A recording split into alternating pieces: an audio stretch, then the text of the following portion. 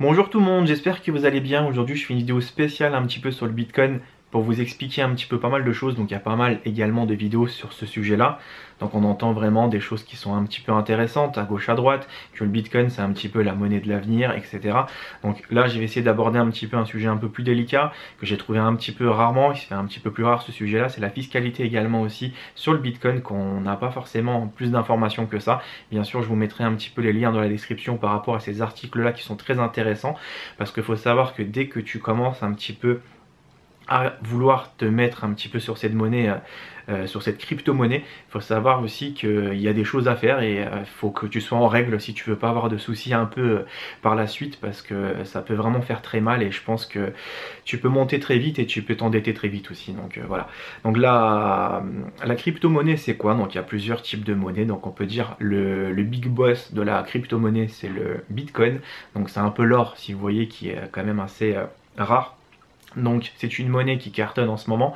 Il y a pas mal de gens qui s'investissent vraiment à fond dans cette aventure et qui mettent pas mal d'aussi d'argent justement dans cette aventure. Il faut savoir que c'est pas sans risque non plus. Donc il y a une possibilité de tout perdre et il y a une possibilité de bien gagner aussi. Mais bien sûr après il faut pas oublier de déclarer ça aux impôts, et c'est ça en fait le côté que les gens peuvent ignorer, parce qu'ils pensent en fait que avoir un portefeuille sur le Bitcoin qu'on appelle une wallet, bah, que tu n'as pas forcément besoin de déclarer en fait. Si tu fais des bénéfices, tu déclares tout ce que tu fais en bénéfice, ce qui est logique. Tu dois en fait rendre des comptes dans le pays dans lequel tu résides. Donc en tout cas moi je vais m'adresser un petit peu aux Français pour qu'ils comprennent un petit peu que rien n'échappera au fisc, ne vous inquiétez pas. La crypto-monnaie n'est pas anonyme, elle est juste pseudonyme, c'est autre chose. Anonyme, c'est-à-dire que c'est quelque chose où tu es tout simplement indétectable, etc. Entre parenthèses. Il faut savoir qu'il y a la blockchain. Donc toutes les transactions sont assez claires, sont assez précises. N'importe qui télécharge la grande base de données qui fait entre 80 et 100 gigas, il peut tout simplement voir un petit peu qu'est-ce qui s'est passé avec les bitcoins depuis le début.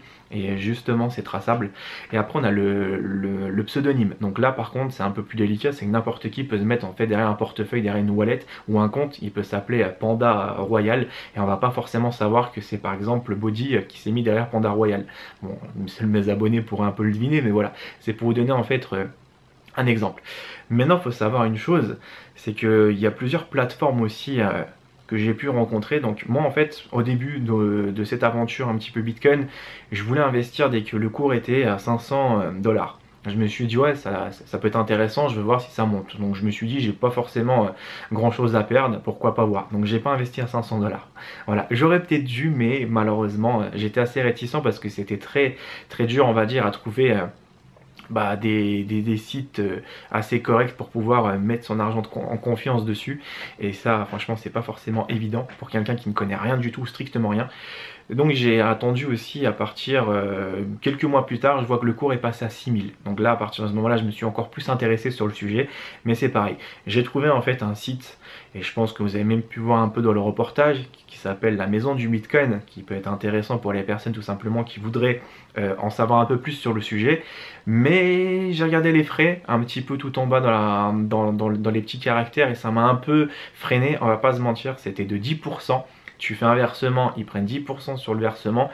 Tu veux retirer, ils prennent 10%. Donc c'est énorme, on va pas se mentir, c'est énorme, énorme. Pour quelqu'un qui met par exemple 10 000 euros, tu perds déjà 2 000 euros. Voilà.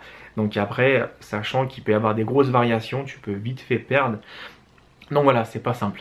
Après, il faut savoir que il y a d'autres sites plus avantageux que j'ai trouvé après par la suite, et justement c'est comme ça que j'ai pu créer un petit peu mon portefeuille sur les crypto-monnaies. Donc j'ai acheté en fait, je vous mettrai aussi bien sûr ici les comparatifs, comme ça vous allez un petit peu voir, pas les comparatifs mais mes comptes, je m'en fous, je vous les montre en totale transparence.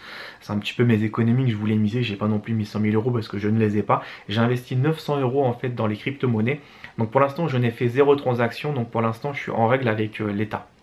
Voilà, maintenant dès que je vais commencer à procéder à ma première on va dire transaction, où j'aurai récupéré des gains, à partir de ce moment là je suis taxé. Voilà. Mais pour ça, faut aussi, je veux revenir un peu, parce que là, je commence à partir un peu plus loin, on va revenir un peu un peu en arrière. Voilà. Donc je me suis inscrit en fait sur un site, il y en a plusieurs, que je trouve plus intéressant que celui-là de la maison du Bitcoin qui prennent 10%, je suis sur Coinbase. Coinbase c'est un site qui est très connu justement dans le milieu, qui t'offre en fait la possibilité d'avoir trois monnaies, que tu pourras tout simplement acheter le Bitcoin, l'Ethereum et le mais comme par hasard dès que je fais une vidéo j'oublie, Litecoin, voilà, excusez-moi. Donc les trois monnaies on peut les acheter, d'accord. Les cours sont bien sûr variables selon les jours. Donc c'est une plateforme qui se trouve aux États-Unis. Donc pour ça, je vous mettrai un formulaire pour ceux qui sont en France, qui voudraient passer par cette plateforme-là, qui est un peu plus intéressante. Je vous mettrai pas de lien d'affiliation parce que je sais qu'il y a pas mal de vidéos qui font, il y a pas mal de gens qui font des vidéos sur cette plateforme, qui est vraiment bien, hein, qui font des vidéos dessus, mais en même temps qui prennent aussi une commission, mais qui vous le disent pas. Parce qu'il faut savoir que si vous mettez 100 €, moi je peux gagner 10 €. Voilà, c'est intéressant, je dis pas le contraire. À moins que vous voulez que je vous mette le lien de parrainage, je vous mettrai les deux. Au pire des cas, c'est vous qui voyez, vous avez le choix d'accepter ou pas. Donc, pour revenir à ce site, j'étais curieux et j'ai ouvert un compte. Il est en français, il est super simplifié. Donc ce site-là, tout simplement, tu peux acheter que 3 monnaies virtuelles. Mais dès que tu crées un compte dessus, ça je ne savais pas. Justement, j'ai un peu fouillé un petit peu aujourd'hui sur internet pour voir un petit peu, justement pour être un peu en règle avec les autorités françaises. J'ai pas tout simplement envie de frauder ou quoi que ce soit, ça ne m'intéresse pas. Donc je savais pas que dès que tu ouvres le compte sur Coinbase, faut que tu ailles tout simplement remplir une fiche pour dire que tu as un compte à l'étranger, pour que tu sois en règle avec l'État français, déjà. Même s'il ne fait pas de bénéfice, tu déclares juste que tu as un compte, d'accord? Que tu possèdes un compte, et après, à partir du moment où tu vas commencer à faire des bénéfices, admettons tu mets 1000 €, le cours est passé à 1500, bah là tu vas récupérer 500 € de gain, bah à partir de ce moment là tu es taxable, si tu bien sûr si tu le mets sur ton compte en euros. Donc, mais bien sûr, il faut aussi déclarer que tu possèdes un compte Coinbase, si tu veux pas avoir de problème. Il y a Kraken, il y a d'autres sites que je ne connais pas un peu plus que ça, mais voilà, moi je vais parler un peu de ça. Donc voilà, il faut faire vraiment attention. Moi, je suis rentré en fait sur un Bitcoin qui était très élevé. Je suis rentré à 10 000 au niveau de la courbe. Et j'ai acheté en fait pour 500 €. Ça me fait un 20e de la valeur. Donc si le Bitcoin par exemple, il passe, je sais pas moi, à 20 000, je touche 500 € de plus. D'accord, c'est un peu ça les probabilités. L'Ethereum, je suis rentré à un quatrième de sa valeur. Là, il a 400 €. S'il passe par exemple, je sais pas moi, à 2000 €, bah, je me ferai 400 €. Litecoin, par contre là j'étais plus malin parce que le cours était beaucoup plus faible, il était à 88 €. J'ai mis 300 € dessus et j'en ai 3. Donc ça veut dire si par exemple il monte à 500 €, bah là je fais une bonne mise en fait, si vous voyez ce que je veux dire. Mais après il faut faire attention qu'il y a aussi une histoire de levier. Donc ça je vous mettrai aussi également une personne qui est très intéressante par rapport à ce qu'il disait. C'est que c'est bien de faire un petit peu le trader, mais il faut savoir se retirer également à temps. Parce que la courbe elle fait que de monter, mais le jour où elle descend, si tu n'as pas forcément fait attention, bah, tu peux vite fait te retrouver très très mal en fait. Donc le Bitcoin en fait c'est quelque chose qu'il faut prendre vraiment au sérieux, plutôt les crypto-monnaies, il faut savoir qu'il y a du risque. Si tu t'en fous de l'argent que tu mets, en gros je te donne un exemple concret, tu as je sais pas moi 10 000 € sur ton compte, et tu as 1000 € en fait que si tu les perds ça te fait ni chaud ni froid, ou tu te dis oh, ok ça fait un peu mal mais je vais les regagner le mois d'après. Oui, tu peux mettre par exemple 1000 €. Maintenant si tu fais l'effet inverse, tu mets 9000 € et tu n'as que 1000 € pour vivre, si tes 9000 € se cassent la gueule, bah je peux dire que tu as un peu plus mal que d'avoir fait l'inverse en fait. Mais par contre dès que ça fait des gains, bah tu es carrément beaucoup plus avantagé. Bref, donc il faut savoir une chose, donc dès que vous avez un compte Coinbase ou Kraken, ou à l'étranger bien sûr, il faut le déclarer. D'accord? Donc je vous mettrai le formulaire pour pouvoir vous mettre en conformalité avec le fisc. Après aussi, il faut savoir, comme je vous expliquais, que c'est quelque chose qui n'est pas non plus sans risque. C'est de la poudre aux yeux en ce moment parce que ça monte, ça monte. Moi j'ai vu le cours passer à 17 000 $, j'étais content. Mais après je me suis dit je suis content, mais c'est plutôt le mec qui était en bas de l'échelle qui était beaucoup plus content. C'est un peu le système pyramidal de Madoff en fait, tu vois. C'est le petit en bas qui arrive le premier, qui engrange les gains par rapport en fait à ceux qui arrivent juste après. Et du coup c'est lui, on va dire, le vrai gagnant.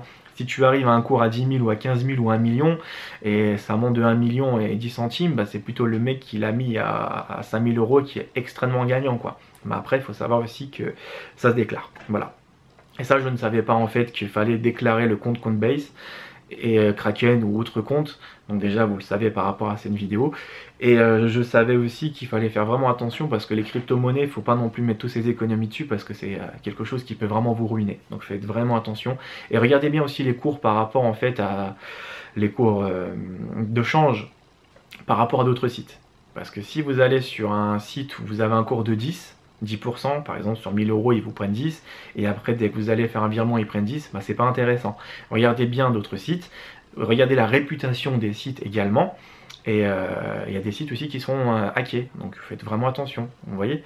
Après vous avez la possibilité de pouvoir en fait stocker aussi également vos crypto-monnaies sur une clé un petit peu particulière, une clé de cryptage. Donc à vous de voir, c'est selon votre budget, mais je pense que si par exemple vous avez plus de 10 ou 15 000 euros de revenus, mieux vaut se sécuriser avec une clé de cryptage qui est tout simplement intéressante. Sinon, si vous faites confiance au site, ça va, et si le site malheureusement un jour est piraté, bah là vous avez tout perdu.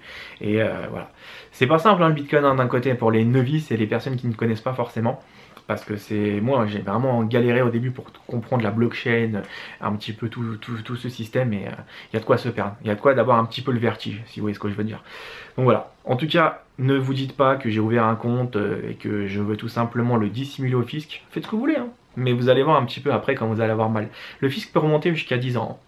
Donc si un jour vous avez en fait une vie un petit peu plus épanouie, t'inquiète pas que ça se voit. Hein. Ou même si t'es quelqu'un qui veut frauder, tôt ou tard, la roue elle tourne, hein, tu sais, hein, vous savez en fait, donc faut faire vraiment attention. Donc mieux vaut tout simplement déclarer les 33% qui vont vouloir vous prendre. Admettons, tu fais 100 000 euros, ils vont prendre 33 000 euros. Ok, ça fait mal, hein, mais bon, c'est comme ça. Et après, tu as 70 000 euros limite pour toi, plutôt 67 000 euros après pour toi.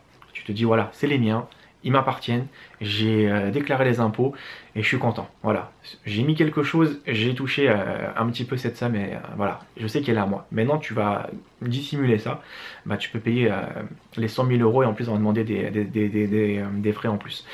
Ça va très loin et faites attention. Voilà, parce que je vois beaucoup de vidéos sur internet qui disent Bitcoin c'est bien, investis, fais ça, ça, ça, ça. C'est cool, hein, mais faut être vraiment très très vigilant.